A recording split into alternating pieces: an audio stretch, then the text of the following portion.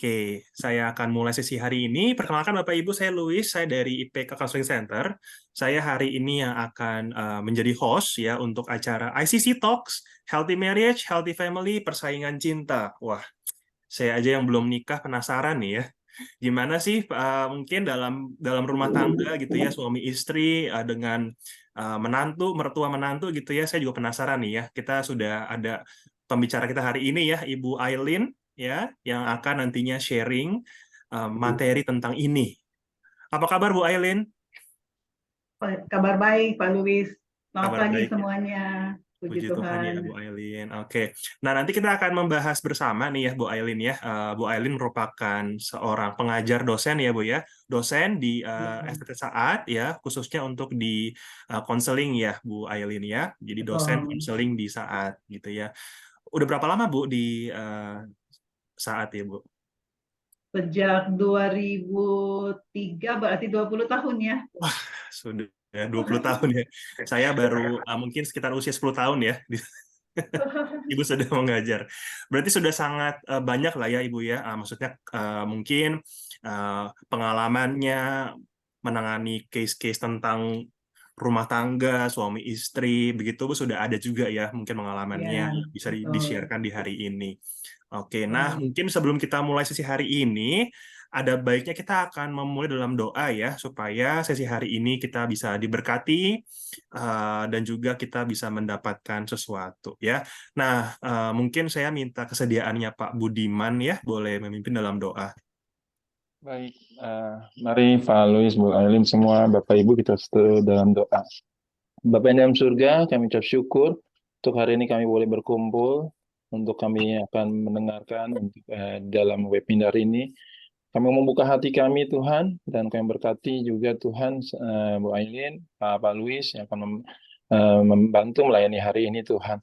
Sungguh hari ini kami buka hati kami mau belajar banyak hal, biar kami semakin boleh bertumbuh di dalam Engkau Tuhan. Kami menyerahkan seluruhnya ke tangan Engkau Tuhan. Pokoknya Mama tetap berusaha meskipun sakit hati, meskipun marah, ya Mama salah, tapi tetap harus Bapak, di dalam nama Yesus, kami bersyukur dan berdoa. Amin. Persaingan cinta, coy. Healthy marriage with healthy family. Baik, ini sepertinya kita coba kondisikan dulu ya. Oke. Baik, sekali lagi saya mau sapa dulu ya para orang tua, para suami istri yang sudah bergabung di ruangan hari ini ya. Saya dengar-dengar hari ini kita ada kedatangan tamu ya, maksudnya dari orang tua AECS betul ya Pak Budiman dan juga dari IPK ataupun juga non IPK. Selamat datang Bapak Ibu ya. Senang sekali kita bisa berkumpul sebagai sebuah keluarga ya. Di hari ini kita akan bersama-sama mau berdiskusi, mendengarkan juga materi dari Bu Aileen yang akan membahas tentang healthy marriage, healthy family, persaingan cinta. Wah, ini kita akan tunggu ya nanti seperti apa yang akan dibahas, dan sedikit informasi bahwa kita ini adalah sebuah rangkaian sesi yang diadakan setiap 2 bulan sekali ya Pak Budiman ya. Ada ICT Talks, nanti kalau Bapak Ibu tertarik ya, kita setiap 2 bulan sekali ada sesi ya Bapak Ibu. Nanti next-nya di Desember Bapak Ibu.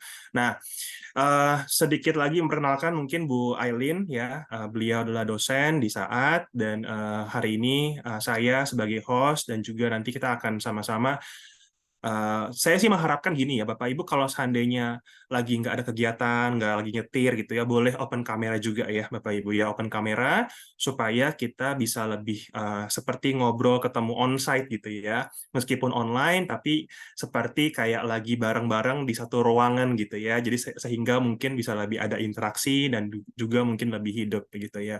Nah, kalau nanti ada yang mau bertanya, boleh Bapak Ibu, nanti Bu Aileen kalau ada yang mau bertanya boleh langsung di ini di Betul.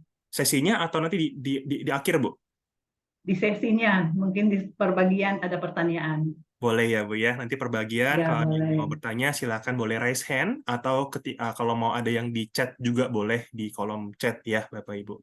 Oke, sebelum kita mulai ada lagi sedikit mungkin rules gitu ya Bapak Ibu, kalau nanti selama sesi ini boleh diharapkan tetap di mute ya mikrofonnya supaya nanti nggak mengganggu sesinya gitu ya. Oke, kita langsung saja mulai. Saya mau sambut ya pembicara kita hari ini, Ibu Aileen. Saya persilahkan Bu Aileen boleh memulai sesinya di hari ini. Silakan Bu Ya, Aileen. terima kasih.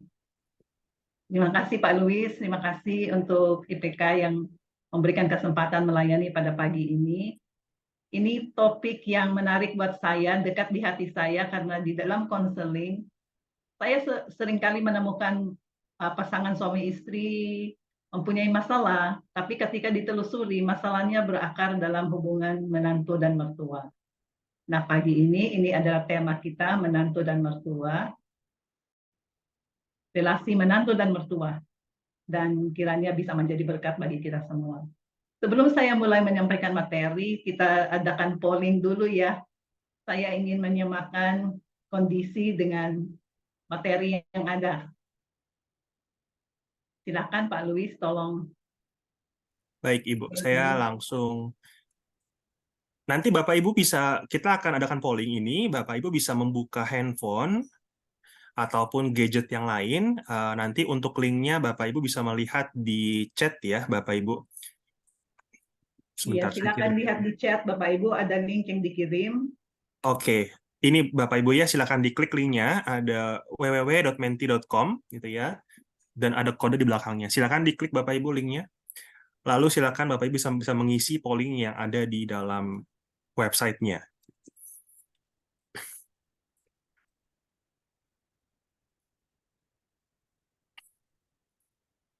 Ya, saya sudah mulai mendapatkan nih ya, beberapa sudah mengisi gitu ya. Wah, cepat sekali nih ya, sudah meningkat. Nanti kita akan bahas bersama-sama ya hasilnya.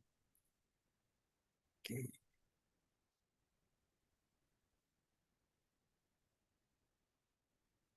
Totalnya ada 4 pertanyaan ya, Bapak Ibu ya, jadi Ya, sedikit. betul.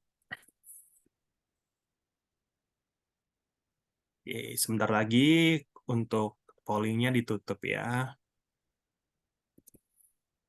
Oke, langsung saja saya akan sharekan untuk hasil pollingnya ya, Bu Aileen ya, supaya Ya, bisa silakan. langsung dibahas ya. Oke, Ya. kita lihat bersama-sama. Coba kita lihat yang pertama ya. Baik. Oke. Rupanya paling banyak adalah tinggal di rumah terpisah. Itu lumayan mayoritas ya, banyak. Masih ada yang menjawab. Tidak ada yang orang tua tinggal dengan kami, mertua tinggal dengan kami, tapi lebih ke kami tinggal dengan orang tua saya. Dan ada 2 yang tinggal dengan mertua. Berarti pada pagi ini peserta lebih banyak tinggal di rumah terpisah dari orang tua atau mertua. Nah, itu baik sekali. Ya, masih ada yang mau mengisinya? Udah tutup ya, Pak? Ya, kita next ya Bu ya, ke soal berikutnya. Oke, next.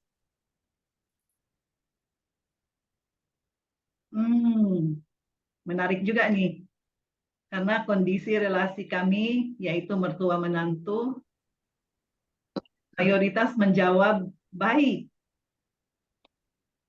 Lebih banyak menjawab baik, dan itu bagus sekali. Ada yang menjawab sangat baik bahkan, jadi relasi antara menantu dan mertua sangat baik.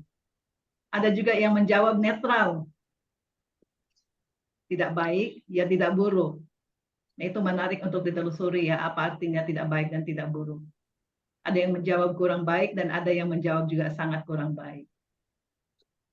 Oke. Baik. Kita next ya Bu ya.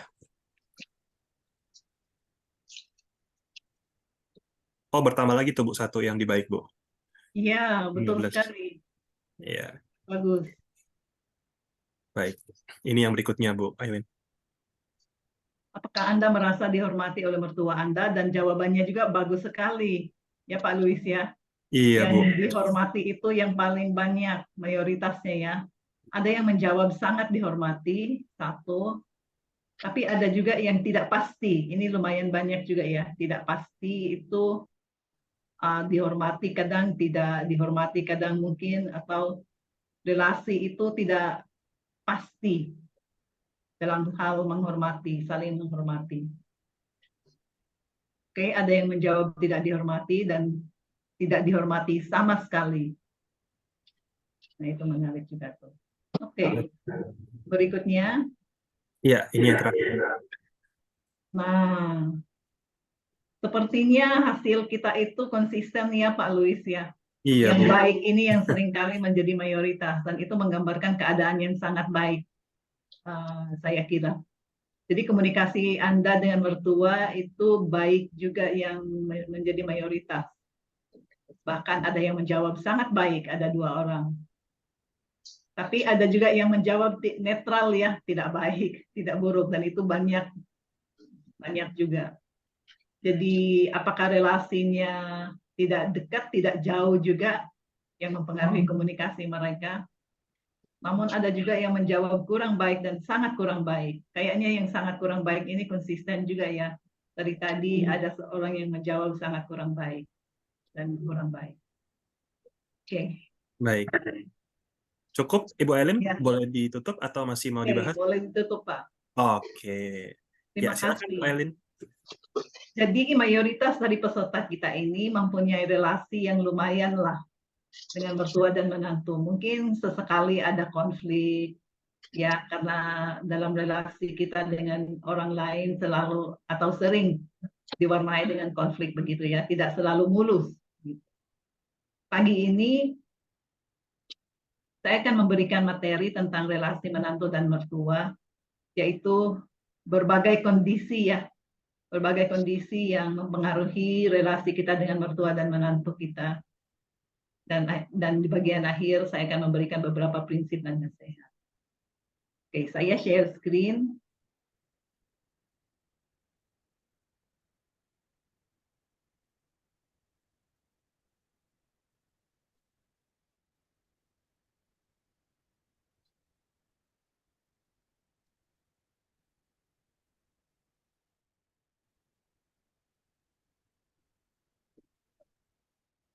Oke.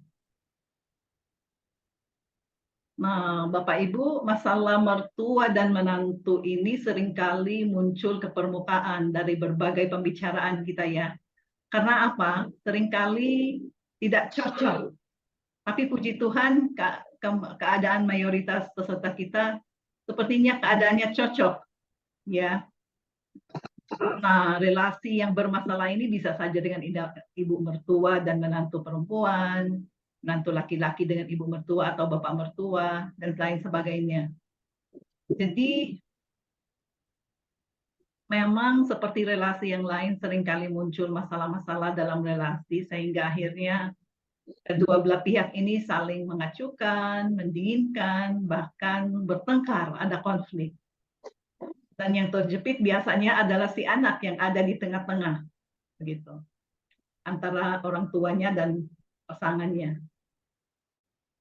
Nah, seperti yang saya katakan tadi, bagian pertama dari materi kita adalah mengenai berbagai aspek dalam hubungan mertua menantu, termasuk penyebab konflik karena berbagai kondisi, dan bagian kedua adalah prinsip dan nasihat untuk relasi ini.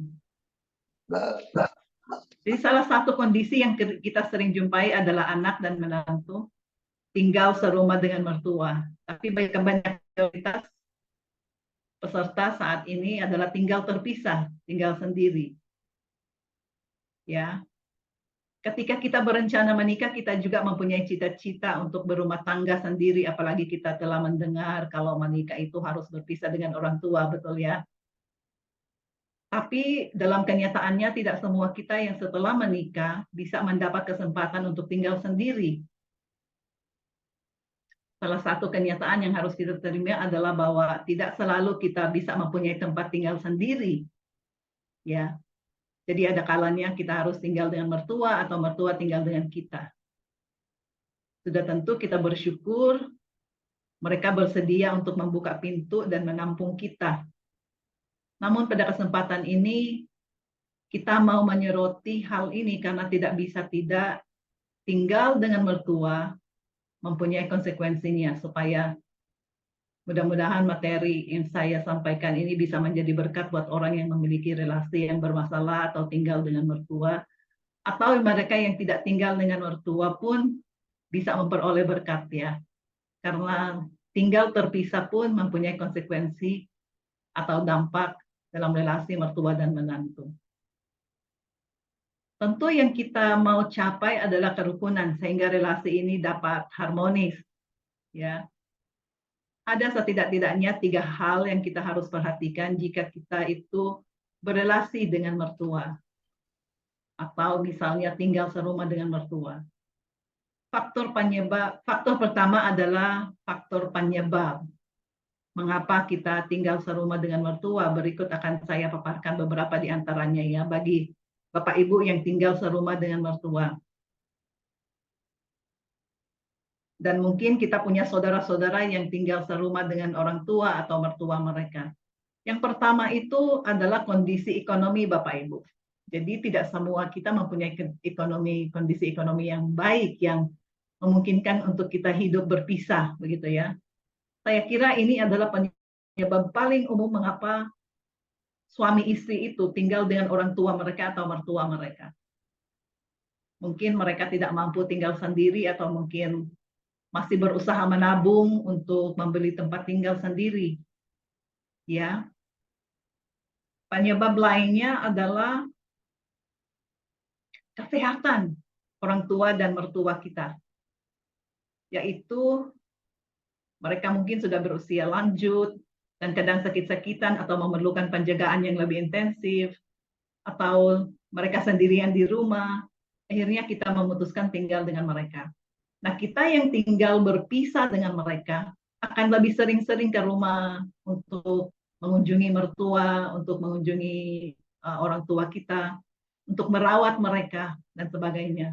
Walaupun tinggal terpisah begitu ya, tapi kesehatan mereka ini bisa menjadi salah satu kondisi yang kita harus hadapi saat ini.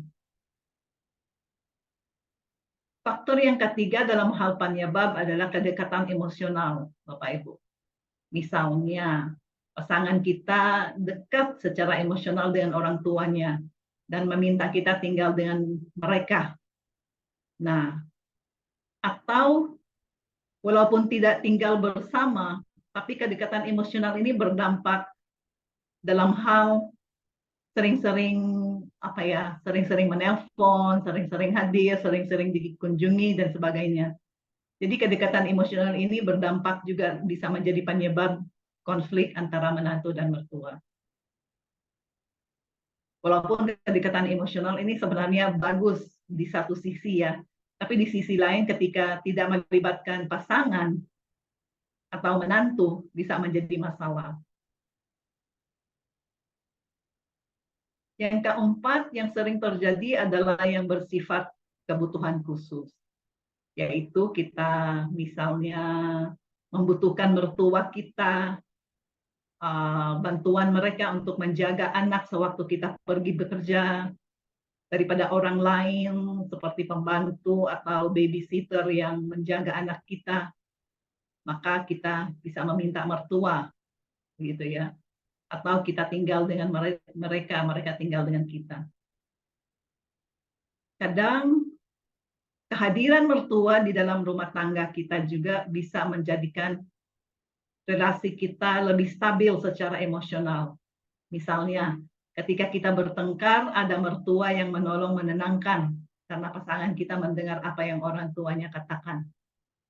Jadi, bisa terus tinggal dengan mertua atau lebih dekat dengan mereka. Atau juga mungkin mertua atau orang tua sendiri itu meminta kita tinggal dengan mereka. Kalaupun kita tidak tinggal dengan mereka, mereka meminta kita terus-menerus untuk memperhatikan mereka. Sadar atau tidak ya, disengaja atau tidak begitu. Bisa saja pasangan dari mertua kita atau orang tua kita sudah meninggal dunia dan dia hidup sendirian. Atau bisa juga pasangan kita bekerja di usaha orang tuanya, sehingga koordinasi lebih mudah jika lebih sering ketemu, lebih tinggal berdekatan atau tinggal bersama gitu ya. Dan tentu ada beberapa alasan lainnya. Nah, ini adalah beberapa faktor penyebab akhirnya terjadi gesekan dalam relasi kita, ya, atau juga bisa membuat kita tinggal dengan orang tua dan mertua kita. Namun apapun yang penyebabnya, yang menentukan dalam penyesuaian ini adalah kerelaan kita untuk tinggal bersama dengan mereka, atau kerelaan kita untuk melibatkan mereka di dalam kehidupan kita. Jadi bila kita rela, kita lebih mudah menyesuaikan diri, Bapak Ibu, karena ada kerelaan gitu ya. Tapi sebaliknya, kalau tidak ada kerelaan, mungkin kita beranggapan bahwa masih ada pilihan lain. Mereka tidak harus terlibat jauh dengan relasi kami, ya. Maka akan menjadi sulit penyesuaiannya kalau ada ketidakrelaan untuk menyesuaikan diri. Jadi misalkan pasangan diharuskan tinggal dengan orang tua karena dekat dengan mereka, kemudian menantu tidak rela dan akhirnya penuh dengan konflik dengan pasangannya, kadang dengan mertua. Jadi kadang hal itu juga bisa terjadi. Jadi mengenali dengan jelas apa penyebab konflik antara mertua dan menantu begitu ya, kondisi-kondisi yang sekitar relasi kita dengan mertua kita atau menantu kita akan menolong kita untuk mengatasinya, ya. Karena ada penyebab yang kita bisa atasi dengan mudah, namun ada juga yang butuh waktu, yaitu misalnya kita masih menabung untuk beli rumah sendiri. Nah, dengan berjalannya waktu, suatu saat ini kita akan mempunyai rumah sendiri. Atau misalnya tentang kedekatan emosional, begitu ya. Kedekatan emosional ini seperti yang saya katakan, mereka seringkali melekat satu dengan yang lain. Dan ada kalanya menantu merasa tidak dilibatkan dalam relasi mereka, begitu ya. Nah, itu juga bisa menjadi sumber konflik tersendiri. Selain penyebab, faktor yang kedua ada yang kita perhatikan di dalam kondisi relasi menantu dan mertua itu adalah kecocokan, Bapak Ibu. Kecocokan dalam hal ini adalah mungkin dari gaya dan kebiasaan hidup maupun kepribadian antara anak orang tua, mertua dan menantu. Nah, saya ikut sertakan anak karena kadang anak belum tentu hidup bersama dengan orang tuanya kan. Bisa saja dia sudah lama berpisah dengan orang tuanya karena kuliah di luar misalnya atau sudah bekerja sendiri dan sebagainya. Jadi anak dan orang tuanya pun belum tentu cocok sebenarnya. Ada berbagai macam masalah yang timbul karena ketidakcocokan dalam kebiasaan dan gaya hidup ini, Bapak Ibu. Ya, baik kita yang tinggal dengan mertua kita maupun yang tidak tinggal dengan mertuanya. Tapi beberapa contoh yang saya akan berikan adalah mereka yang memang lebih banyak berdekatan dengan mertua atau hidup bersama dengan mertua. Dalam hal kondisi ini, ada beberapa contoh lah ya yang saya bisa pikirkan yang mungkin dari konseling juga.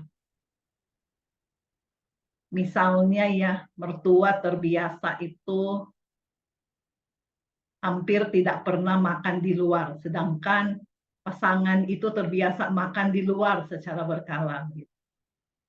Nah, hal seperti ini memerlukan penyesuaian dari kedua belah pihak, karena salah satu bisa berkata, wah kalian ini boros. Gitu. Kan bisa makan di rumah, tidak perlu makan di luar. Nah, yang satu bisa berkata, apa salahnya pergi makan di luar rumah? Kan pakai uang sendiri. Bisa begitu. Maka dengan kebiasaan seperti ini, konflik bisa terjadi. Bisa juga misalnya memilih makan di luar, padahal orang tua di rumah sudah siapkan makanan. Jadi ya karena ketidakcocokan juga kebiasaan hidup maksudnya bisa terjadi. Contoh yang lain adalah mertua misalnya tidak memakai pembantu rumah tangga.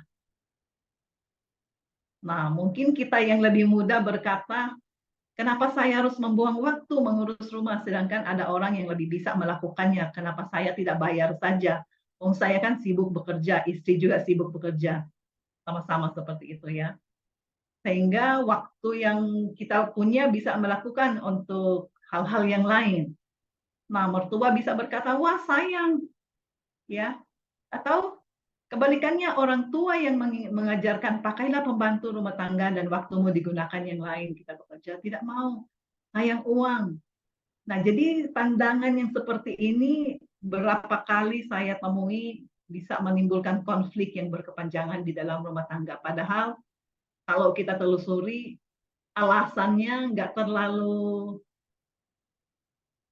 besar, maksudnya nggak terlalu berarti yang bagaimana, tapi hanya dari segi kebiasaan hidup. Lainnya juga yang seringkali menjadi contoh lainnya yang seringkali menjadi penyebab konflik adalah bangun tidur, Bapak Ibu.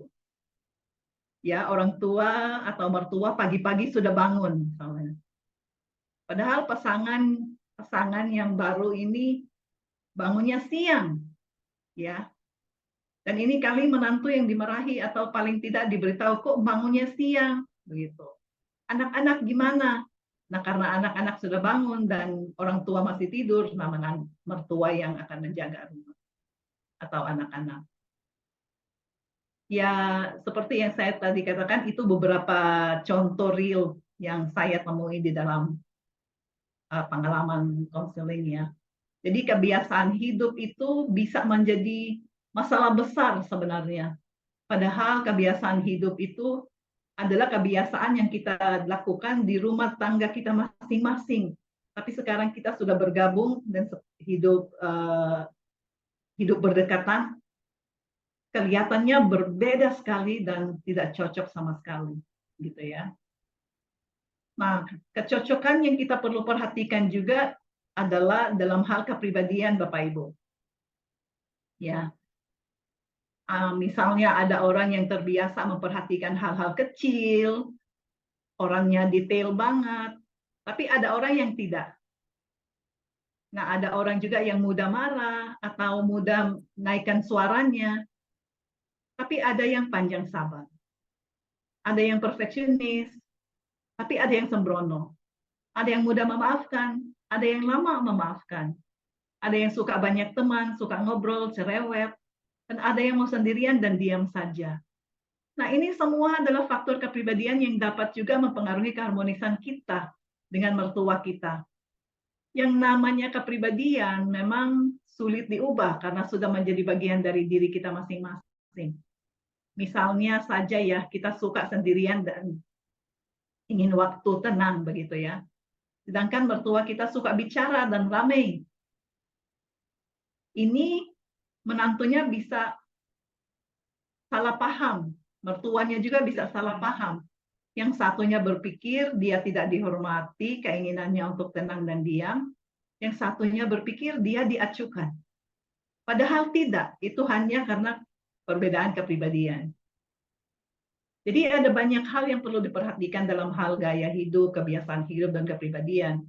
Kalau memang terlalu berbeda, lebih baik kalau memang memungkinkan, ya berpisah saja, maksudnya tidak tinggal bersama, daripada paksakan nanti akhirnya menjadi lebih konflik.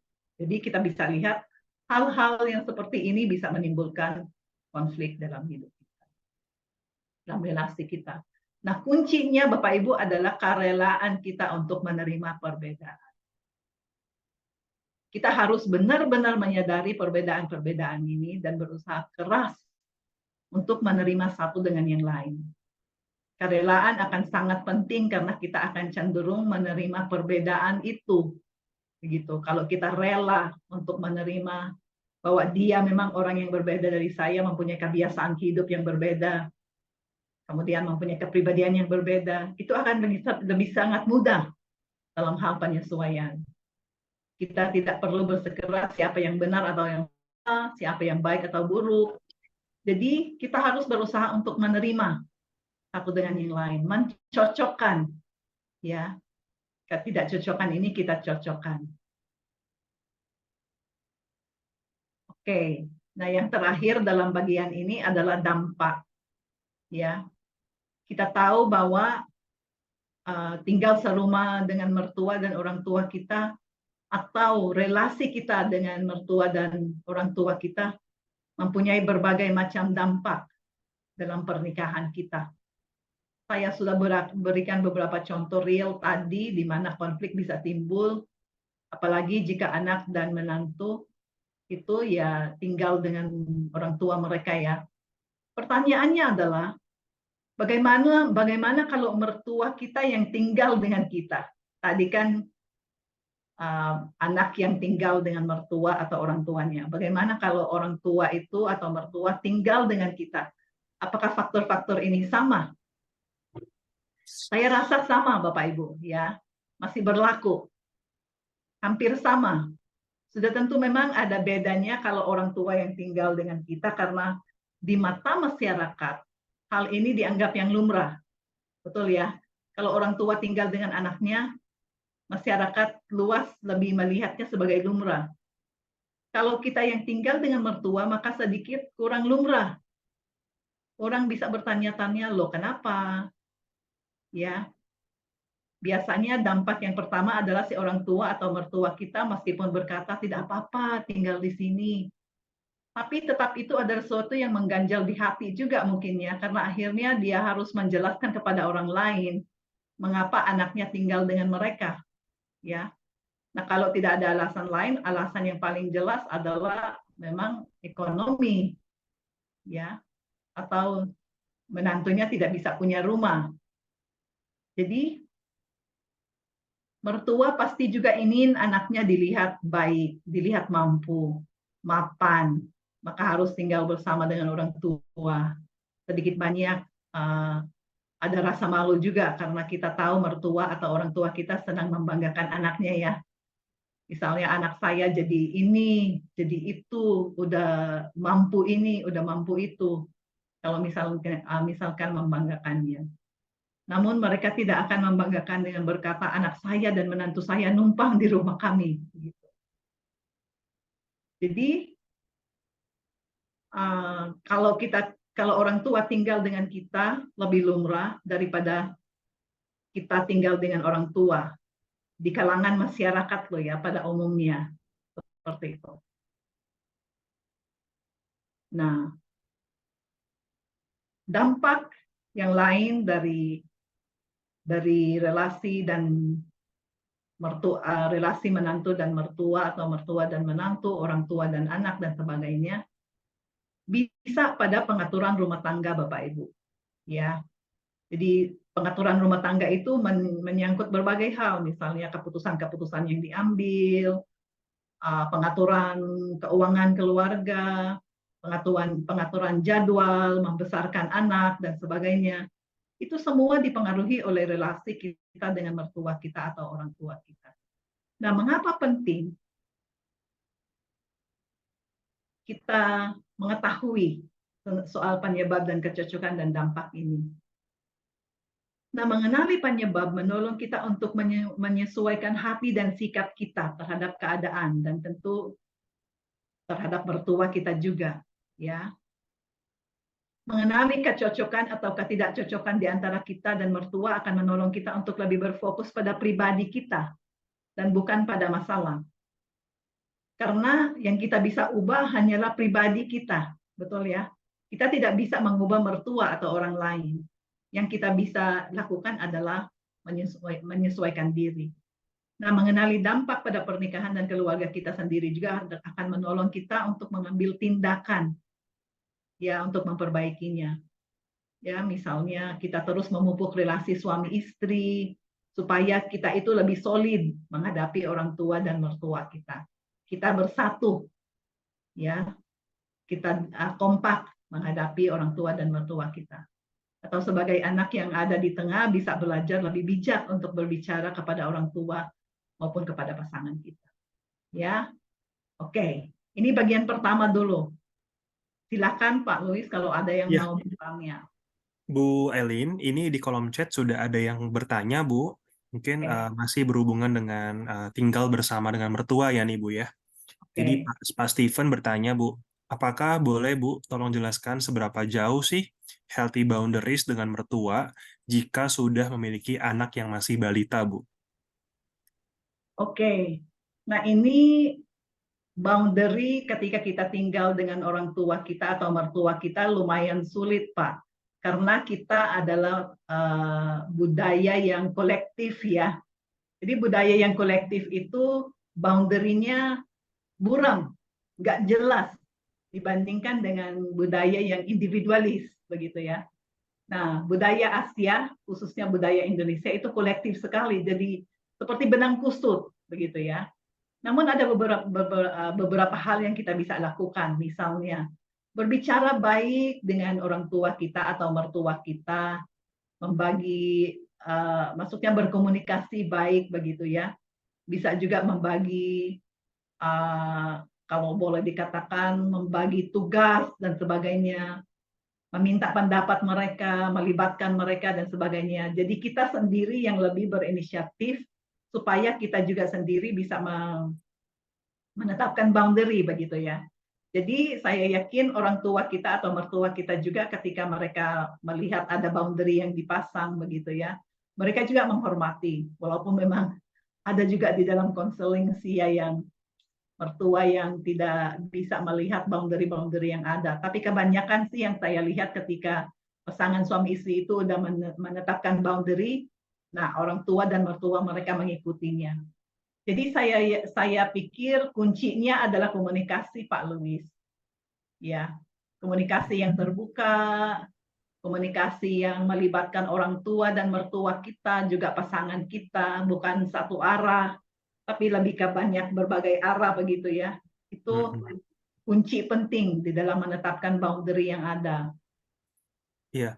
Tadi Bu Ali sempat menyampaikan ada benang kusut ya Bu ya. Itu maksudnya seperti apa tuh Bu? Kalau budaya kolektif, Ibu maksudnya merasa gitu ya, itu seperti benang yang kusut ya Bu ya.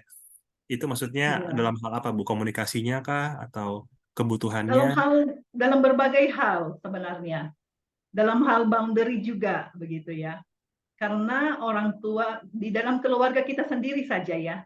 Orang tua dan anak, misalnya relasi antara orang tua dan anak.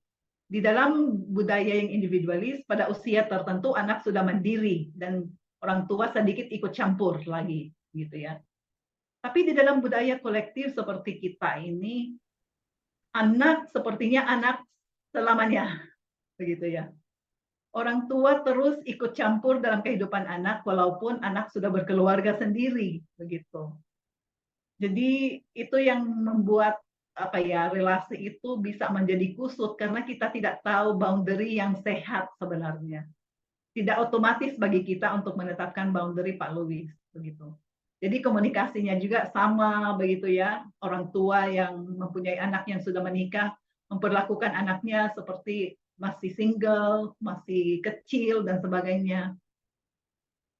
Mengambil keputusan untuk anak seperti itu. Jadi itu yang saya jelaskan tadi seperti benang kusut begitu. Oke, baik. Mungkin dari Pak Steven ada ingin menambahkan lagi atau cukup? Jawaban dari Bu Aileen? Kalau cukup kita bisa lanjut ya, Bu Aileen, ke bagian selanjutnya. Ada beberapa kondisi lain Bapak Ibu ya. Dalam hal relasi kita menantu mertua ini.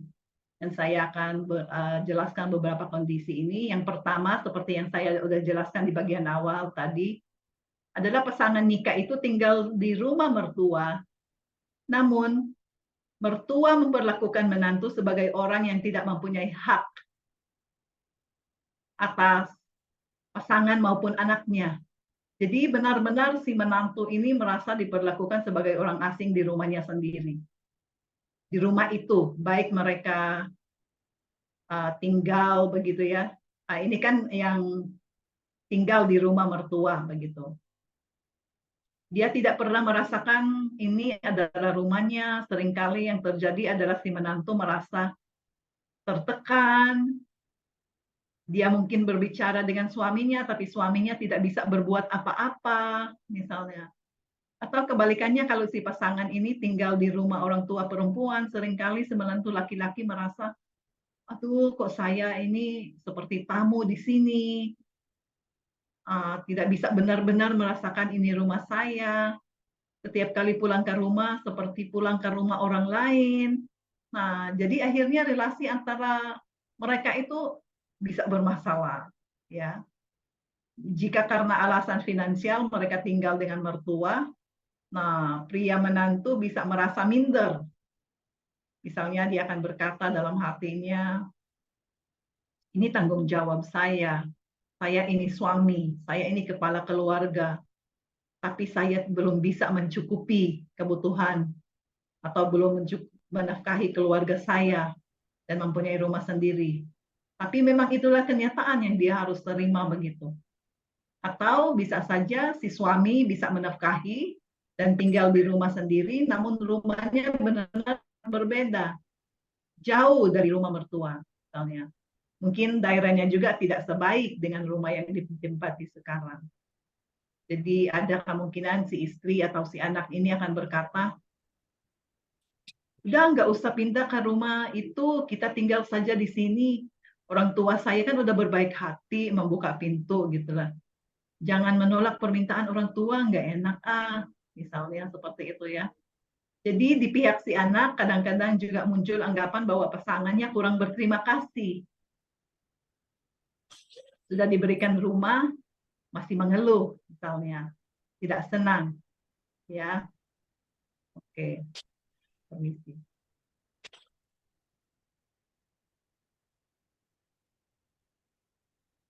Tapi di pihak satunya, dia akan merasa sengsara sekali bagi yang diperlakukan sebagai orang asing, begitu ya. Kalau ini menantu laki-laki seperti yang tadi saya sudah sebutkan, sangat menyinggung harga dirinya sebagai seorang suami dan kepala keluarga. Jadi bisa saja menjadi konflik ya. Bisa diperparah dengan kehadiran anggota-anggota keluarga lain, Bapak Ibu. Misalnya ada adik atau kakak ya dari pasangannya. Si menantu merasa dikeroyok begitu. Sungguh-sungguh sendirian, merasa tidak ada yang berpihak padanya. Nah, ini situasi yang rentan terhadap munculnya konflik yang parah. Kondisi yang lainnya yang kedua adalah mertua ikut pasangan muda dan mertua merasa bahwa dia yang kurang disambut baik. Jadi yang pertama itu pasangan muda yang ikut mertua ya. Tapi bisa juga kan mertua yang ikut pasangan atau orang tua yang ikut pasangan. Nah, ini pun bisa berpotensi problem ya. Semertua bisa-bisa semertua merasa dia kurang disambut, dia dianggap sebagai tamu sehingga dia merasa didiamkan, tidak diajak bicara, dan dia menjadi peka sekali. Ya, misalnya dia berkata, ya saya tidak disambut, lebih baik saya keluar saja atau pindah ke rumah anak saya yang satunya kalau dia masih punya satu anak begitu ya. Ya. Jadi kalau si menantu mendengar keluh kesah dari mertuanya, menantu bisa marah, bisa berkata saya kurang baik apa lagi, saya mesti bagaimana lagi, karena mertua begini sikapnya, kurang menghargai saya misalnya. Nah, jadi ada keadaan di mana si mertua ini merasa kurang disambut ya. Terus ia berusaha keras untuk melibatkan dirinya di dalam rumah tangga anaknya. Karena ia merasa ini menantu saya, ini anak saya, ini cucu saya gitu ya. Jadi ia pun merasa saya harus dilibatkan begitu. Nah, masalahnya adalah mertua membuat dirinya lebih aktif untuk mengambil hati cucunya begitu. Ya, karena udah bermasalah dengan menantunya, dia mengambil hati cucunya. Nah, misalkan dengan menantu perempuan tidak suka anaknya diberikan permen, tapi mertuanya berikan permen atau snack yang mungkin tidak sehat begitu ya. Dia sudah beritahu mertua, "Ma, Pa, tolong jangan dong," misalnya. Tapi diam-diam mertua masih memberikan. Ini saya berapa kali temukan seperti ini ya, bukan harus permen dan sebagainya, tapi bisa saja uang diberikan kepada cucunya untuk mengambil hati cucunya ya. Nah, ini menyimpan banyak sekali ini ya masalah karena si menantu bisa berkata, kok mertua saya nggak menghormati saya? Seharusnya Tania boleh tidak memberi uang atau memberi permen kepada anak saya. Ya, jadi ada kondisi di mana menjadi seperti itu, ya. Nah, yang ketiga, nah ini nih yang sepertinya lebih banyak di dalam ini ya. Pasangan nikah tinggal terpisah dari mertua, namun terjadi konflik akibat tuntutan mertua dan menantu atas pasangan dan anak, ya. Mertua dan menantu dan pasangan dan anak, gitu. Ini seringkali terjadi bila misalnya mertua bergantung pada pasutri atau pasutri masih bergantung pada mertua. Maaf.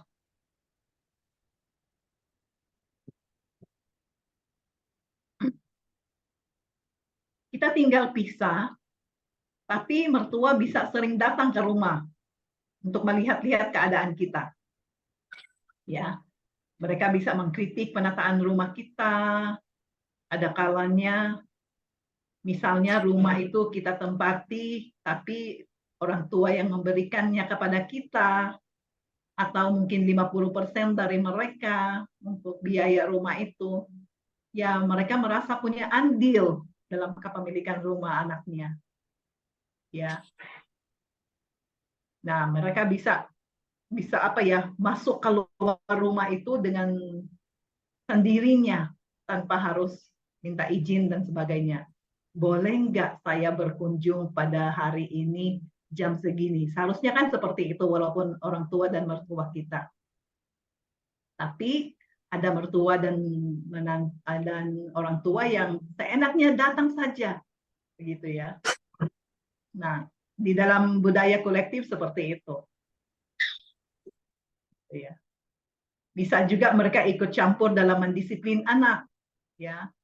Mereka misalnya Pak Sutri itu mendisiplin anak mereka, terus ketika oma opa datang, anak itu melapor ke omanya atau ke opanya.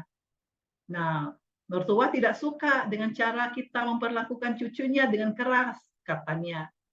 Jadi ngomonglah mertua ke menantunya, jangan kerasin anak, kasihan gitu. Padahal semertua tidak tahu apa yang sebenarnya terjadi. Nah, menantu bisa tersinggung ya.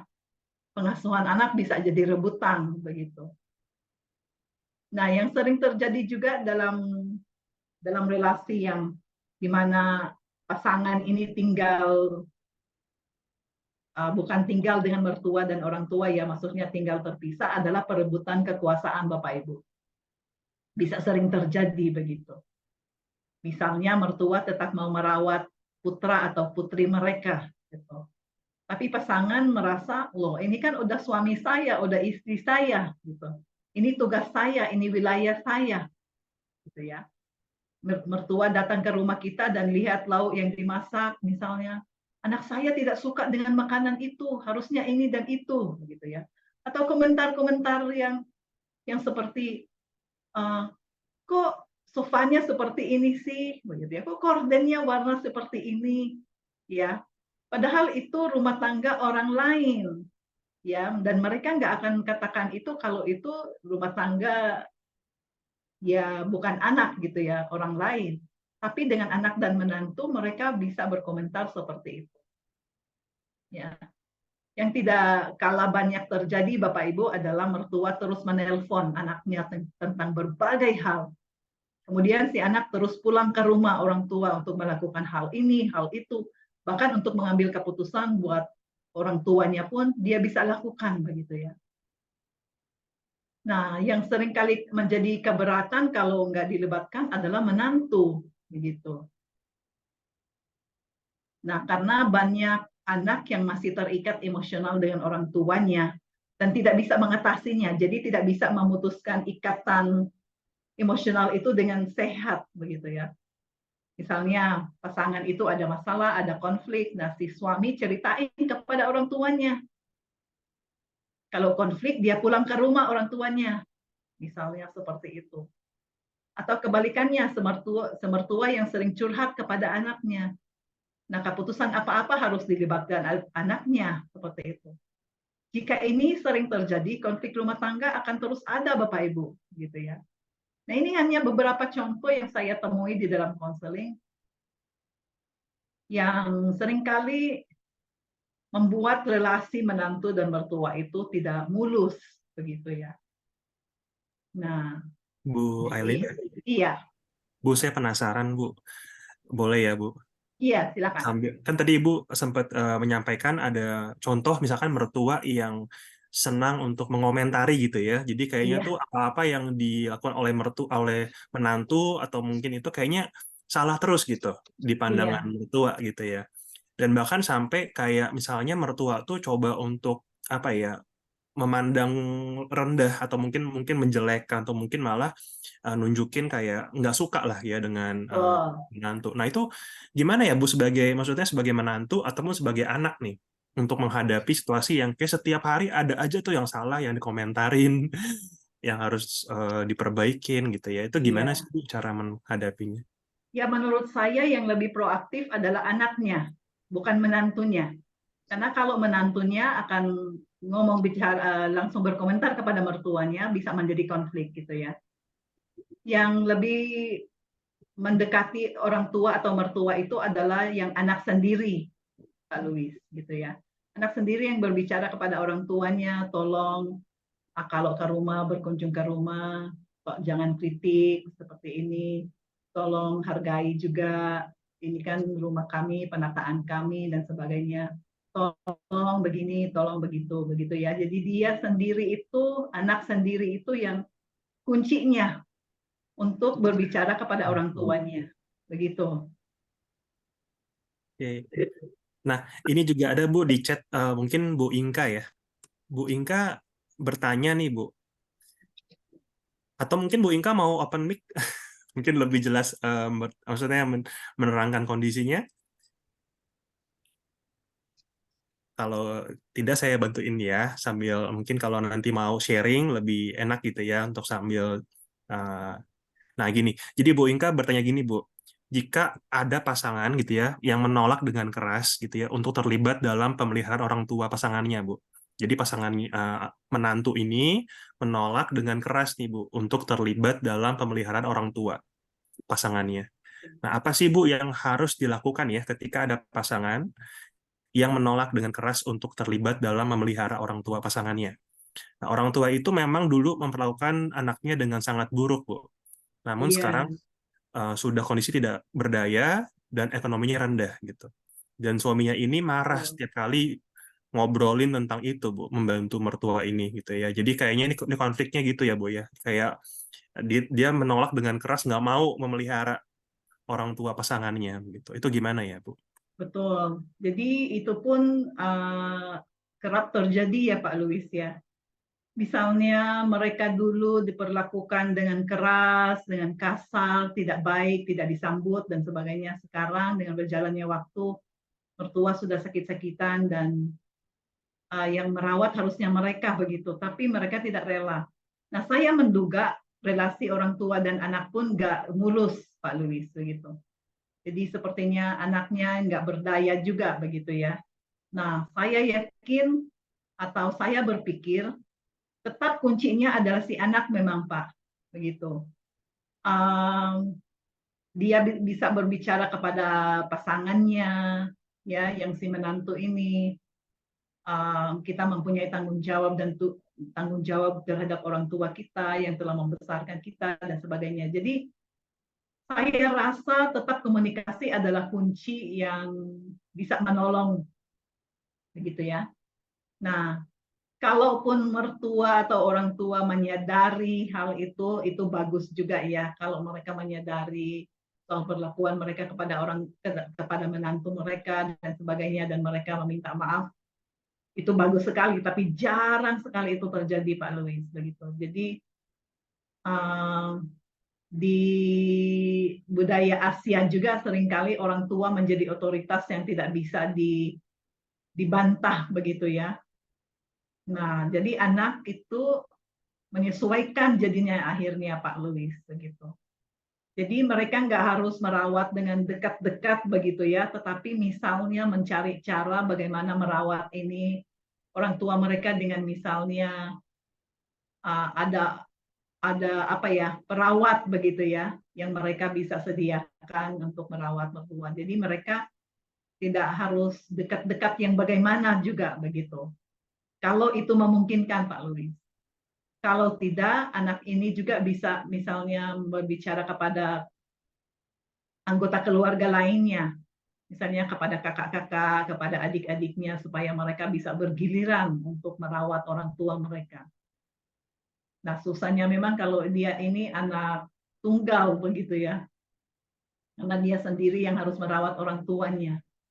Jadi anak ini memang harus mencari cara, Pak Louis gitu, bagaimana menenangkan relasi ini dan juga mereka bisa merawat orang tua begitu.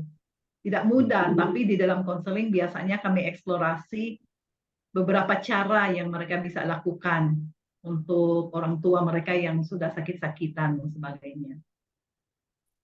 Iya, Bu. Kan berarti sih kan maksudnya peran yang besar tuh ada dari sisi anak ya, Bu ya. Anak yang mungkin lebih Betul, memahami orang tuanya, lebih betul. bisa untuk berkomunikasi kepada orang tuanya. Tapi kalau sudah dicoba, Bu, berkali-kali, cuman tetap tidak bisa, Bu. Maksudnya dalam artian, ini kalau dari Bu Kristen Natalia kan, maksudnya ingin menanggapi nih ya, bagaimana kalau seandainya si anak itu nggak bisa menengahi antara istri dan orang tuanya, Bu. Jadi seolah tuh dia nggak bisa mencari jalan keluar di antara dua pihak yang sedang konflik ini, Bu. Itu gimana ya, Bu? Nah, dalam hal itu yang saya temukan adalah mereka mencari konselor, mencari orang luar, Pak Louis, gitu. Di dalam konseling itu kita bisa bereksplorasi berbagai cara, seperti yang tadi saya sudah kemukakan begitu ya. Jadi ada kalanya kita melibatkan orang luar seperti konselor untuk menengahi masalah-masalah yang seperti itu. Kalau tidak, pasangan suami istri ini harus berembuk, berbicara benar-benar gitu ya. Cara yang terbaik untuk merawat orang tua ini bagaimana begitu. Jangan sampai kita telantarkan mereka, tapi jangan sampai juga kita konflik di dalam rumah tangga pasangan suami istri ini, misalnya seperti itu. Jadi mereka juga bisa merencanakan, mencari cara bagaimana memperlakukan orang tua ini yang sudah sakit-sakitan. Oke, ya baik. Jadi kita di dalam hubungan suami istrinya pun juga perlu dibangun diskusi yang mungkin bisa membahas itu ya. Dan kalau pun tidak bisa menemukan solusinya, berarti perlu ke konselor gitu ya, Bu. Betul, dan jangan jalan sendiri-sendiri begitu, karena istri misalnya akan merasa kok sembunyi-sembunyi begitu. Saya nggak dilibatkan dan sebagainya, bisa menjadi konflik pasutri malah. Baik, Bu, kita mau next dulu atau kita masih bahas lagi nih? Soalnya ada lagi dari Bu Yovita, Bu ingin menanggapi lagi sepertinya, Bu. Oke, silakan. Satu lagi. Bu Yovita bertanya, bagaimana mengatasi mertua yang selalu ingin ikut campur dan mau tahu semua hal dalam rumah tangga anak? Walau anak sudah mengingatkan, tapi malah timbul drama, Bu, bahwa mertua sudah tidak disayang lagi dan lain-lain. Anaknya terjepit dan hubungannya menjadi apa ya dengan orang tua jadi nggak baik gitu, Bu. Namun harus tetap tinggal bersama-sama. Ini kayaknya mereka ada drama ya, Bu. Kenapa? Mereka tinggal bersama maksudnya? Iya, karena harus tetap tinggal bersama, Bu. Iya. Ini lumayan sulit ya Bapak Ibu. Keadaan yang tidak mudah untuk mencari solusinya. Tapi bagaimanapun juga anak ini harus menjadikan istrinya atau pasangannya sebagai mitra dalam menyelesaikan masalah ini. Karena dia sendiri tidak bisa menyelesaikan begitu ya. Jadi mereka berdua bisa memikirkan cara yang lebih baik begitu. Kalau timbul drama dan masalah berkelanjutan itu sih banyak terjadi juga ya di dalam keluarga begitu. Tapi mertua harus melihat bahwa pasutri ini solid, gitu. Mereka kompak menghadapi masalah ini, tidak berjalan sendiri-sendiri dan tidak saling menjelekkan dan sebagainya. Seperti itu. Jadi pasangan suami istri ini harus kompak, Pak Luis. Mereka harus solid gitu ya di hadapan mertua dan orang tua yang seperti itu. Baik. Jadi kuncinya adalah sekalipun mungkin sekarang masih dalam menghadapi situasi yang berulang gitu ya, drama gitu ya, tapi selama suami istri itu kompak, solid, harapannya ke depan bisa menemukan ya Bu ya jalan keluarnya. Oke. Baik, saya pikir sudah semua Bu kita bahas di kolom chat Bu. Kalau ingin lanjut boleh Bu. Kita ke bagian kedua sekarang, yaitu beberapa prinsip dan nasihat ya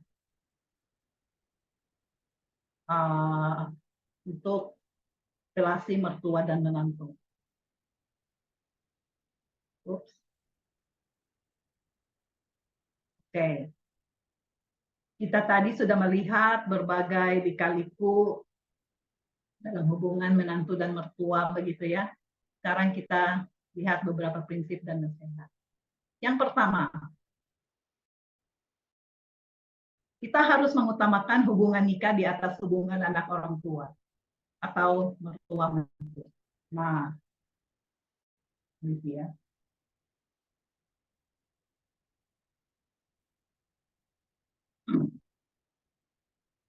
Ketika anak sudah menikah dan sudah mempunyai keluarganya sendiri, kita mesti mengutamakan relasi nikah itu di atas relasi anak orang tua. Meskipun budaya kita mengutamakan orang tua di atas pasangan suami istri, tapi itu tidak benar. Yang benar adalah kita harus bersatu dengan suami atau istri kita. Kita harus meninggalkan orang tua kita dan bersatu dengan pasangan kita. Ini yang lebih tepat dan inilah yang firman Tuhan katakan. Ya. Kita tidak seharusnya melalaikan kebutuhan orang tua. Tidak juga begitu ya. Tetap saja kita perhatikan orang tua. Gitu. Namun tidak boleh kita lakukan di atas pengorbanan pasangan. Ya. Kecuali itu mungkin dikehendaki oleh pasangan kita. Jadi dalam hal ini kita harus memprioritaskan pasangan kita dan kebutuhannya. Tentu tidak mengabaikan orang tua kita, ya. Jika ada perbedaan, kita perlu berkomunikasi dengan pasangan kita. Pasangan kita perlu merasa diutamakan. Karena kalau dia merasa bahwa yang diutamakan adalah orang tua, gitu ya, itu berdampak besar sekali di dalam pernikahan mereka, pasutri ini, gitu ya. Jadi seperti yang tadi saya katakan, kita itu dengan pasangan kita harus solid, terlihat kompak, berhadapan dengan mertua atau orang tua kita. Tidak bisa diadu dombakan begitu, atau tidak bisa pilih-pilih kasih dan sebagainya. Ya, jadi saya rasa ini adalah, saya percaya ini adalah yang diajarkan dalam firman Tuhan, di mana kita meninggalkan orang tua kita dan bersatu dengan pasangan kita. Gitu. Ketika orang tua atau mertua kita melihat bahwa kita kompak, kita solid begitu ya, kita bersatu ya dalam hal-hal apapun begitu. Mereka akan cenderung menghormati itu gitu. Mereka melihat bahwa kita bersatu dan sebagainya. Relasi kita bagus dan baik seperti itu ya. Oke. Ini adalah prinsip yang pertama. Prinsip yang kedua, anak tidak harus menceritakan semua komentar orang tua kepada pasangannya. Dan menantu pun harus menghormati privasi ini. Jadi orang tua bebas mengemukakan perasaannya kepada anak tanpa harus dihantui rasa takut kalau keluh kesah ini akan disampaikan kepada menantunya. Ada kalanya si anak kurang bijaksana. Orang tuanya menyampaikan apa, dia sampaikan juga ke pasangannya. Misalnya, papa mama tadi ngomong gak suka sama kamu karena gini gitu. Misalnya. Nah, jelas relasi bertambah masalah, Bapak Ibu. Jadi apa yang disampaikan orang tua kita kepada kita tentang pasangan kita simpan. Jangan langsung serta-merta menyampaikannya kepada pasangan. Ya. Tapi jangan berbohong juga. Ini bukan berarti kita harus berbohong dan sebagainya, bukan. Prinsip ini berkaitan dengan berhikmat dan bijaksana dalam mengatakan apa-apa. Ya. Jadi prinsip di sini adalah memang pernikahan itu tidak serta-merta memutuskan relasi orang tua anak, ya. Jadi anak tidak harus menceritakan komentar orang tua kepada pasangannya dan menantu pun harus menghormati privasi ini, gitu. Jadi jangan dikit-dikit bertanya, apa papa mau katakan, mama ngomong apa tadi, misalnya. Ya. Jadi hormatilah privasi anak dan orang tua bahwa akan ada pembicaraan di antara mereka yang kita tidak perlu tahu. Kalau memang itu penting sekali untuk kita ketahui, ya, barulah si anak ngomong, gitu. Karena ada menantu juga yang langsung menegur mertuanya, gitu ya. Nah, jangan, jika ada apa-apa, bicaralah dengan si anak atau pasangan kita, dan pasangan kita yang akan menyampaikannya kepada orang tua dengan bijaksana, dengan menyaring, gitu ya. Jika ada apa-apa, jadi bicaralah dengan pasangan kita. Ya.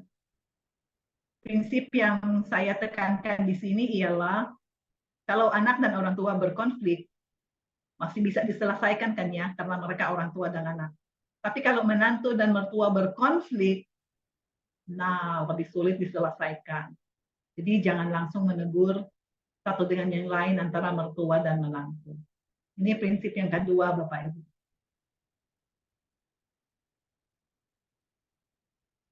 Prinsip yang ketiga,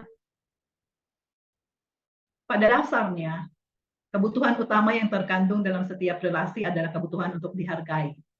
Jadi berikanlah, dihormati, hormatilah, gitu ya, hargailah. Ya, banyak masalah mertua menantu sebetulnya berkaitan dengan kebutuhan dihormati dan dihargai ini, Bapak Ibu. Ya, sering-seringlah berkata terima kasih atau wah, papa mama sudah banyak berkorban untuk kami, sudah banyak berbuat untuk kami, sudah banyak menolong kami. Gitu ya. Mertua juga sering-sering berkata, aduh saya senang kamu jadi menantu saya, menantu yang baik.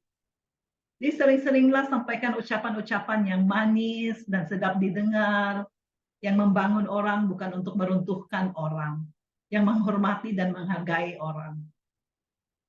Kalau kita menantu, berilah penghargaan dan penghormatan kepada orang tua pasangan kita, gitu ya. Karena bagaimanapun juga mereka sudah membesarkan pasangan kita dengan baik. Jadi tentu akan ada banyak hal negatif, itu biasa lah ya. Tapi akan ada hal-hal positif juga yang kita perlu angkat dan kita perlu beri penghargaan kepada mertua kita atau kepada menantu kita. Jadi kedua belah pihak juga harus memperlakukan satu dengan yang lain dengan sopan santun, gitu, dengan penuh hormat, ya. Ada hal-hal tertentu yang kita konsultasikan dengan mereka, misalnya kita melibatkan orang tua dan mertua kita dalam hal-hal tertentu, ya. Sekali misalnya konsultasikan tentang anak, ya, misalnya baiknya apa ya tentang anak yang seperti ini. Kalau papa dulu bagaimana? Mama dulu bagaimana? Misalnya. Membesarkan anak dulu dan sekarang bagaimana? Misalnya. Jadi sesekali minta pendapat mereka sehingga terjadi dialog, Bapak Ibu. Dari pihak mertua juga sama menghargai menantu dengan menanyakan pendapatnya. Jangan hanya ngomong pada anaknya tapi libatkan menantu juga, ya, atau mertua. Jadi kita perlu paham bahwa orang berubah bukan karena kejelekannya disoroti.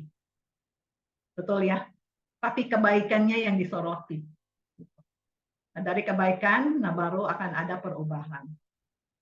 Kalau kita terus menyoroti yang jelek, ya relasi juga akan terus menjadi jelek, Bapak Ibu.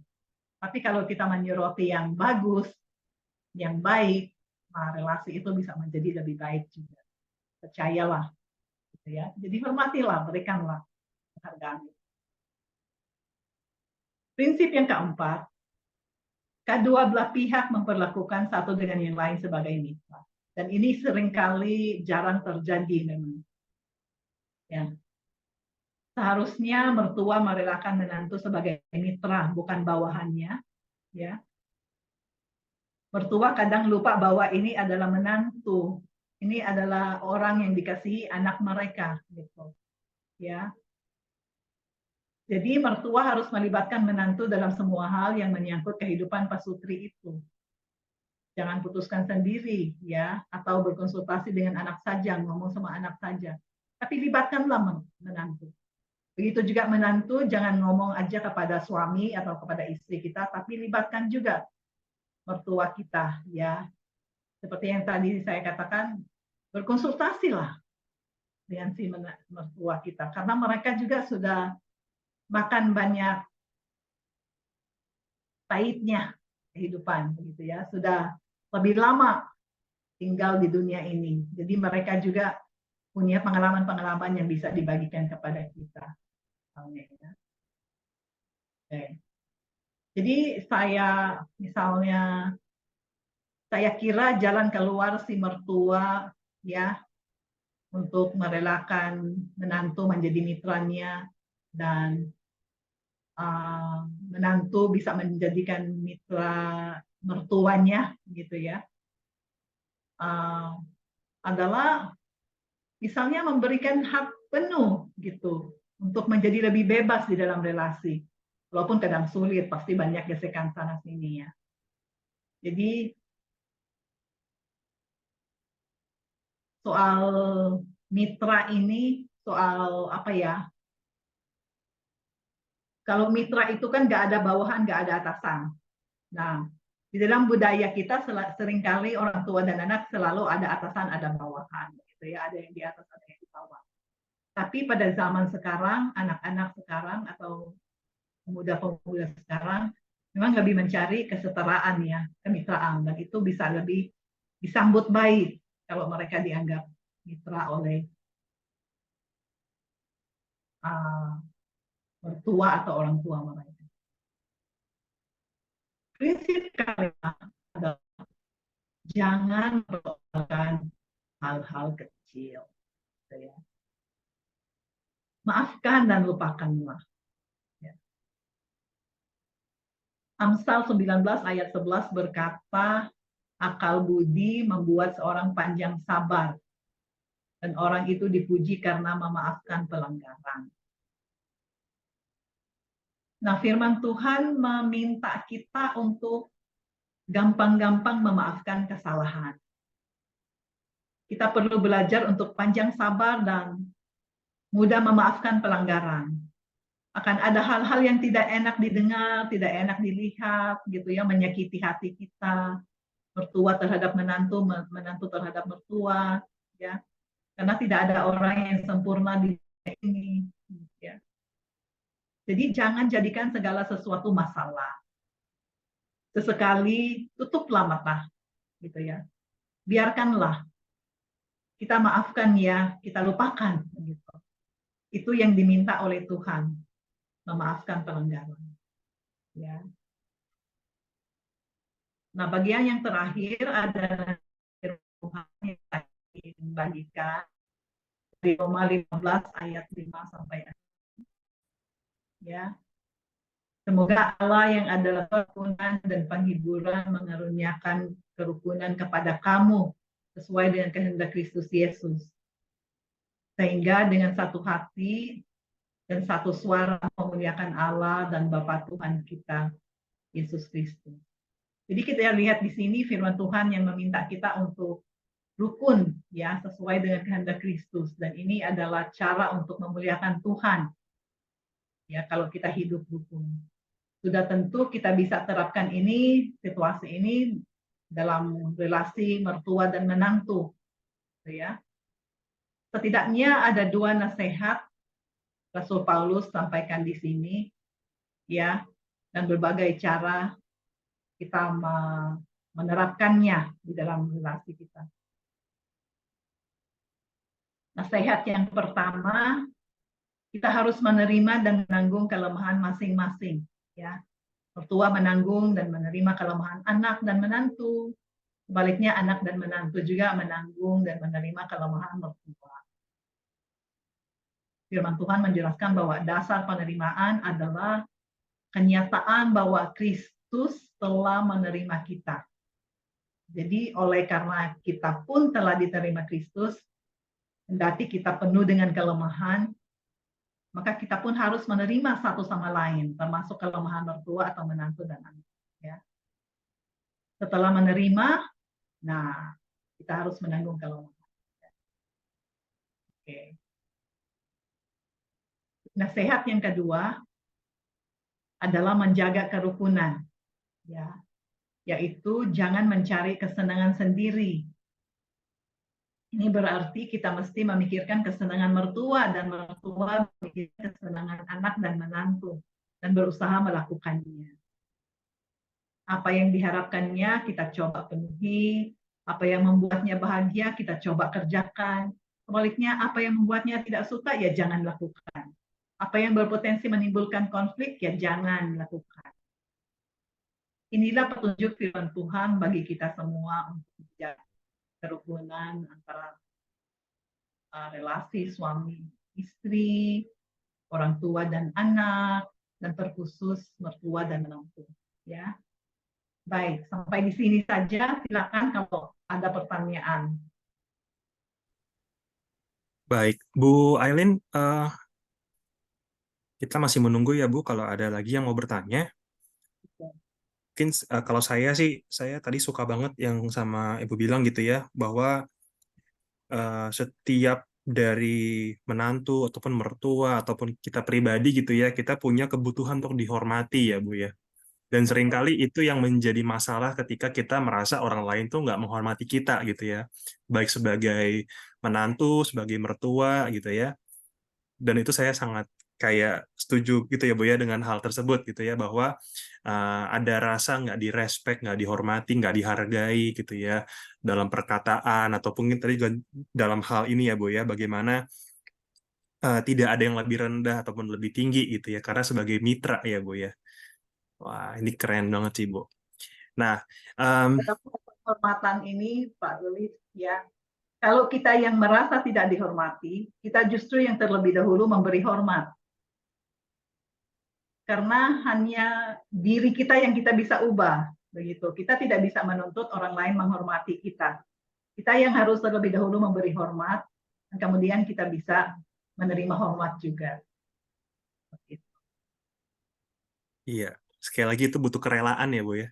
Betul sekali, dan itu tidak mudah.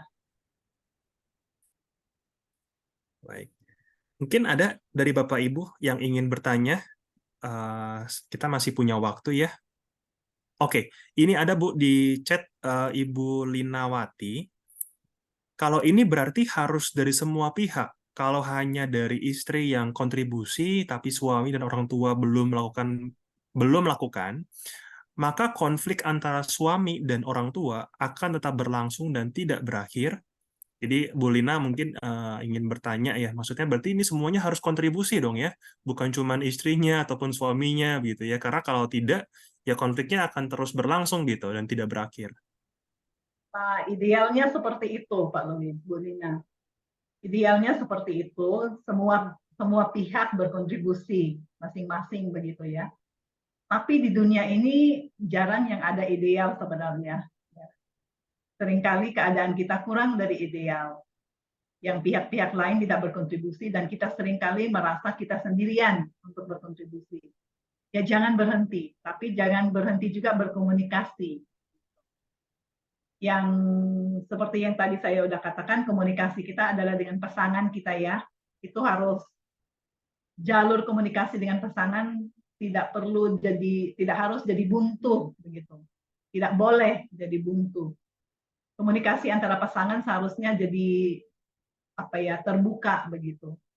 Karena pasangan juga akan memberi kontribusinya. Jadi akhirnya itu memancing kontribusi dari orang tua kita. Jadi Iya, sekali lagi yang kita bisa ubah adalah diri kita, gitu. Dan kita tidak bisa menuntut pihak lain untuk berubah. iya. Bu Aileen, saya baru kepikir ya Bu ya, apakah prinsip 5 bahasa kasih gitu ya, itu juga berlaku nggak ya Bu dari orang apa anak ke menantu, ke orang tua atau mungkin juga menantu ke mertua gitu Bu? Bisa menjadi alat yang baik untuk kita menyatakan bagaimana kita memperhatikan mereka, gitu ya. Kalau kita mengetahui bahasa kasihnya mereka, begitu ya, atau pasangan kita, dan kita memberikan itu, nah itu penghormatan yang baik sekali, Pak Louis. Hmm. Ya baik. Apakah ada lagi mungkin yang ingin bertanya atau ingin berdiskusi? Kalau tidak ada, kita foto bersama nih. Nggak ada ya? Oh, ada lagi nih dari Bu Lina ya.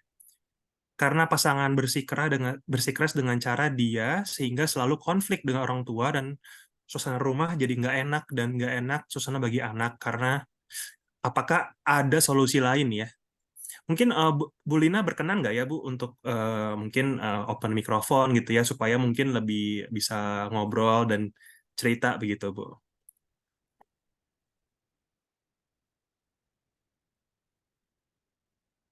Bu Linawati, apakah berkenan mungkin kalau kita ngobrol open mic?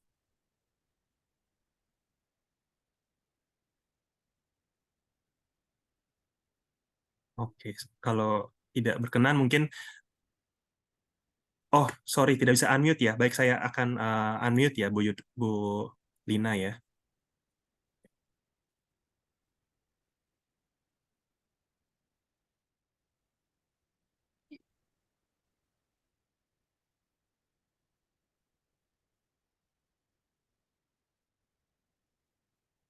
Pak Budi boleh minta bantuan juga Pak? Oke, Sudah kok, selamat sudah. siang. Iya. Jadi maksudnya ini kan antara konflik suami dengan orang tua. Jadi kan ya sebenarnya tadinya masalah mereka ada kerja sama bisnis gitu. Lalu terjadi konflik gitu ya. Eh, karena masalah pekerjaan sampai udah bertahun-tahun bahkan sampai mau disu ke pengadilan begitu. Jadi pokoknya hubungannya udah nggak enak gitu. Jadi kita berusaha membujuk pasangan, tapi dia juga bersikeras dengan menurut dia dia yang benar. Tapi ke orang tua juga sulit karena orang tua juga punya pandangannya sendiri gitu. Jadi gap ini membuat kayak aneh gitu ya, karena jadi kalau anak mau nginep di rumah orang tua kayak dilarang sama pasangan. Terus kalau eh, jadi kayak kayak kucing-kucingan gitu. Jadi dia nggak mau anak ke rumah orang tua, terus juga orang tua datang tuh ketika suami lagi nggak di rumah gitu. Jadi suasana itu buat anak juga suka bertanya-tanya gitu. Kenapa Dedi nggak masuk ke rumah Oma gitu, kayak seperti itu. Wow, ini tidak sedikit kejadian-kejadian yang seperti ini ya, karena anak bekerja dengan orang tua di dalam bisnis keluarga gitu ya, dan akhirnya karena relasi yang seperti itu, relasi mereka juga menjadi buruk secara pribadi gitu ya. Nah, apa yang telah dilakukan Ibu Linawati untuk menyelesaikan masalah ini? Boleh tanya, apa yang telah dilakukan selama ini? Ya selama ini agak sulit juga ya karena hanya bisa diam karena kan suaminya kolerik gitu ya, tipe yang dominan. Jadi hanya bisa kalau dia udah berpendapat nggak bisa kita ini. Yang ada nanti eh kita juga hubungannya udah kayak dingin menjauh gitu, jadi sulit gitu. Karena segala yang menurut Firman itu menurut dia enggak gitu. Jadi gimana ya, kan kita nggak bisa mengubah orang, jadi cuma bisa berdoa, cuma bisa ya sama orang tua juga nggak bisa nembus gitu. Walaupun ya sudah dilakukan segala apa negosiasi ya, maksudnya dari pihak orang tua sebenarnya tidak mempermasalahkan mau disu ya sudah, mau mau diaudit ya oke. Tapi dari pihak pasangan suami itu nggak mau diaudit. Pokoknya dia merasa dia benar dan langsung mau masuk ke pengadilan dengan perkara yang ada gitu, dengan hasil keuangan terakhir seperti itu. Jadi tidak mau diaudit dari awal sampai tuntas gitu. Jadi agak agak sulit karena kan ini orang lain ya, kita nggak bisa memaksa orang tuanya berubah, kita juga nggak bisa memaksa suami kita berubah, tapi di tengah-tengah itu anak-anak kasihan gitu. Apakah mereka bersedia kalau ada yang menengahi mereka semacam mediator? Hmm, di satu sisi orang tuanya belum percaya Tuhan, di Oh, satu sisi suami walaupun percaya Tuhan tapi kayak sulit ya, kayak kita ngajak ketemu hamba Tuhan dia juga nggak mau gitu, kayak kayak akhirnya kita sebagai istri maju sendiri gitu, minta nasihat dari hamba Tuhan. Jadi masih sulit untuk bersama suami gitu. Dia masih menutup diri terhadap masukan orang lain gitu. nah memang dalam hal ini banyak keterbatasan ya Ibu Lina ya. Banyak keterbatasan dari segi mertua kita, dari segi suami kita juga yang sepertinya memang tidak rela, tidak ada kerelaan untuk menyelesaikan masalah dengan lebih bersahabat kira-kira dan tidak harus ke pengadilan ya. Atau kalaupun tidak bersahabat paling tidak lebih baik-baik lah seperti itu. Nah, jadi memang yang bisa bertindak itu adalah istri sendiri begitu. Mungkin Ibu Lina sendiri begitu ya, mendoakan tentunya dan sebagainya, tapi juga menghormati suami. Nah, itu tetap berjalan walaupun hormat ini bukan berarti kita tidak kita setuju dengan pendapatnya dan sebagainya. Ya, tapi kita tetap hormati dia sebagai kepala keluarga, sebagai dia kepala kita ya, sebagai suami kita dan orang tua anak-anak, papa dari anak-anak kita ya.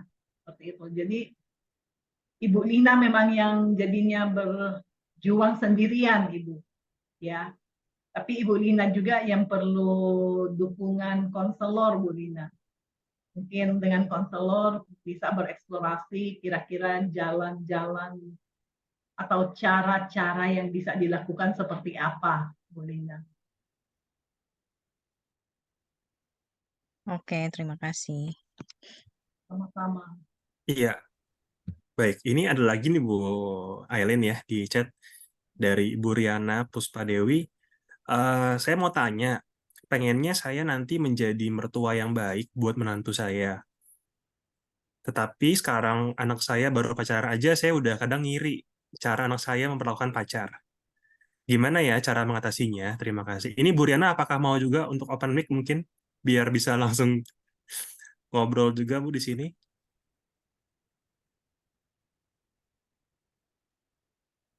Iya, perkenalkan saya Riana, anak saya umur. Selamat siang Bu, sorry saya masih jalan. Kedengeran nggak ya? Ya, Terdengar Bu. Ya, anak saya 19 tahun, masih kuliah, baru masuk kuliah. Pengennya sih jadi mertua yang baik nantinya gitu Bu, karena saya nggak punya mertua, saya nggak punya contoh. Gimana konflik mertua menantu itu saya nggak ngerti ya, karena saya nggak punya mertua, nggak pernah konflik juga, nggak pernah baikan juga. eh Pengennya sih jadi kayak mertua yang asik gitu, tapi sekarang eh, anak saya baru pacaran aja, maksudnya udah ngiri gitu, misalnya disuruh jemput saya susah, jemput dia gampang gitu loh, maksudnya tuh kayak niat banget jemput saya susah, kayak suka banding-bandingin, tapi kok lama-lama jadi kayak kenapa saya jadi saingan sama pacarnya ya gitu. Gimana ya Bu caranya? Karena susah banget. Tahu sih harus harus nerima, harus sabar, harus kayak menghargai dia. Teorinya tahu tapi susah banget dilakuin. Makasih Bu. Yang tidak mudah untuk melepaskan anak begitu ya. Mungkin ini kesempatan untuk Ibu Riana mengeksplorasi dirinya. Kenapa timbul kompetisi, persaingan? Kenapa timbul rasa iri begitu ya dengan calon menantu ini atau dengan pacar anak kita? Kenapa ada perasaan-perasaan yang timbul seperti itu? Berarti ada penyebabnya, Ibu Riana. Seperti apa penyebabnya? Nah, itu perlu dieksplorasi memang. Kalau boleh ketemu seorang konselor, saya sarankan juga. Misalnya contoh, apakah ada perasaan terancam, kehilangan anak, ditinggal, tidak dihargai lagi, atau tidak lagi menjadi bagian penting dalam kehidupan anaknya, diganti dengan pacar ini, atau perlakuan anak sendiri itu memancing perasaan-perasaan tersendiri gitu di dalam diri ibu. Nah, kira-kira seperti apa penyebabnya muncul berbagai perasaan ini seperti ini gitu. Bisa atau perlu dieksplor Bu. Kira-kira kenapa muncul seperti itu? Jadi dengan mengeksplorasi itu akan memperbaiki relasi ibu dengan anak juga. Dan tentunya kita harapkan dengan menantunya nanti begitu. Itu saran saya Bu Riana. Oh iya, baik Bu. Makasih banyak. Iya, sama-sama. Baik, ini sudah semua yang kita jawab ya, Bu. Nah, mungkin sedikit mengingatkan sebelum kita mengakhiri sesi hari ini, Bapak Ibu semuanya boleh mengisi link evaluasi di hari ini ya, Bapak Ibu ya. Boleh buka kolom chat juga untuk mengisi form evaluasi lewat Google Form ya, Bapak Ibu. Lalu kalau ada Bapak Ibu yang membutuhkan layanan konseling, dapat menghubungi tim kami, Bu, di IPK Counseling Center, di nomor yang tertera, Bu, di Bapak ya, dalam kolom chat. Itu. Dan bagi Bapak Ibu yang dari IICS, itu boleh mengisi form terpisah ya, Bapak Ibu ya, untuk evaluasinya, untuk form kehadiran ya, di form Google Form di kolom chat, Bapak Ibu. Nah, kita sebenarnya masih ada waktu nih. Mungkin terakhir, apakah ada lagi Bapak Ibu yang mungkin masih terfikir ingin bertanya atau ingin sharing? Kalau tidak ada, mungkin kita foto bersama dulu. Atau mungkin dari Bu Aileen, apakah ada mungkin kesimpulan atau mungkin hal terakhir yang ingin Ibu sampaikan, Bu? Oke.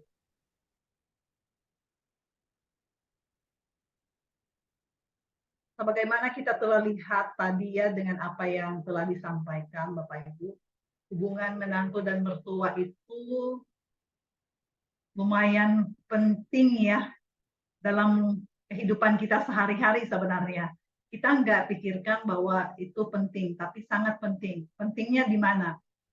Dalam relasi kita dengan pasangan kita, relasi kita dengan anak-anak kita, karena mereka juga berrelasi dengan mertua kita, dengan orang tua kita. Jadi kalau ada yang bisa kita lakukan untuk memperbaiki hubungan kita dengan mereka, lakukanlah. Gitu ya. Kalau tidak bisa, ada hal-hal, ada kondisi, keadaan di mana sulit untuk melakukannya, cari bantuan, cari pertolongan. Gitu. Kita lakukan bagian kita, ya, yang bisa kita lakukan. Semoga Tuhan memberkati kita semua. Terima kasih. Baik. Ya, terima kasih Bu Aileen ya untuk materinya hari ini. Kita rasa semua di sini pasti belajar sesuatu ya, hal yang baru dari Bu Aileen. Semoga juga nanti bagi Bapak Ibu yang bergabung di ruangan ini, yang sedang mengalami gundah gulana gitu ya, menghadapi mertua, menantu begitu ya, ataupun juga yang sekarang dalam kondisi yang baik, itu semua akan dapat berkat ya pada pagi hari ini. Nah, saya akan memberikan pengumuman untuk Bapak Ibu. Kita akan ada lagi sesi ICC Talks itu di bulan Desember ya Bapak Ibu. Jadi nanti Bapak Ibu yang ingin terus mendapatkan sesi-sesi yang bermanfaat ya, silakan pantengin terus Instagram kita ya, IPK Counseling Center. Nanti ada pengumuman-pengumuman terkait dengan seminar ataupun juga mungkin pelatihan nanti bisa dilihat di Instagram kami. Lalu juga nanti ada broadcast ya Pak Budiman yang mungkin akan diberikan kepada orang tua dari IPK ataupun juga mungkin non IPK begitu ya. Nah, sebelum kita menutup sesi hari ini, saya mungkin mau minta bantuan dari Ibu Aileen ya untuk menutup dalam doa, Bu. Oke. Apa sudah berfoto? Oh iya, kita foto dulu ya sebelum Sebelum doa saya ya, doa. nanti supaya nggak kabur ya Bu ya. Oke, boleh Bapak Ibu, boleh untuk buka kamera, kita akan foto bersama terlebih dahulu ya sebelum kita akhiri dalam doa. Baik, apakah masih ada lagi yang ingin membuka kamera? Kita tunggu sebentar ya.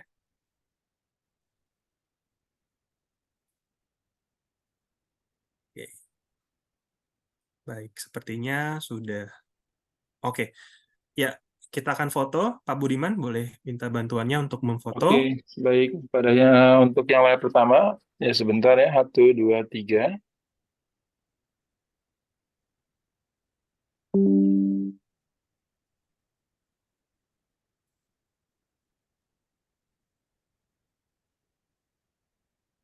Sekarang layar kedua. Sebentar. Oke, baik Pak Luis. Terima kasih. Oke, Bu Aileen, boleh minta kesediaannya untuk menutup dalam doa. Kita berdoa. Bapa kami yang di surga, kami bersyukur untuk waktu dan kesempatan kami bisa mempelajari materi tentang hubungan menantu dan mertua. Bapak, kami bersyukur karena Engkau yang menyediakan relasi ini kepada kami ya Tuhan. Kami bersyukur untuk keadaan relasi yang baik dengan menantu kami atau dengan mertua kami. Ini juga anugerah dari-Mu ya Tuhan. Namun ada di antara kami yang mungkin mengalami kesulitan-kesulitan antara hubungan ini ya Tuhan. Kami mohon anugerah-Mu, mohon hikmat-Mu kepada mereka ya Tuhan supaya mereka bisa menikmati hubungan yang baik sesuai dengan rencana dan kehendak-Mu. Bapa, kami mohon anugerah-Mu dalam keluarga kami masing-masing. Engkau tahu keadaan kami, Engkau tahu kondisi keluarga kami, rumah tangga kami. Mohon anugerah Tuhan menolong kami menjadi pasangan yang baik, menjadi istri, menjadi suami, menjadi mertua, menjadi menantu yang baik bagi sesama anggota keluarga kami ya Tuhan. Terima kasih ya Bapa. Kami bersyukur dan berterima kasih dan mendoakan semuanya ini di dalam nama Tuhan Yesus. Amin. Amin. Terima kasih Ibu Aileen untuk waktunya dan teman-teman orang tua di sini. Happy weekend. Semuanya bisa menikmati akhir pekan ini ya. Kita sampai ketemu lagi di acara berikutnya di Assisi Talks. Sampai jumpa Bapak Ibu semua.